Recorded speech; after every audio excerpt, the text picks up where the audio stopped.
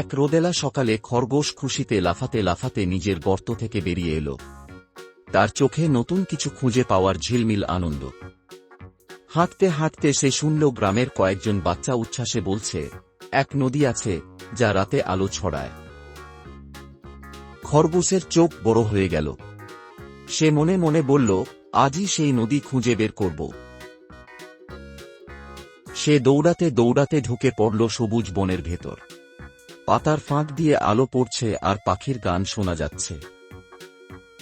এক বুড়ো জ্ঞানী কাক গাছের ডালে বসে বলল, সাহস থাকলেই তুমি নদী দেখতে পাবে।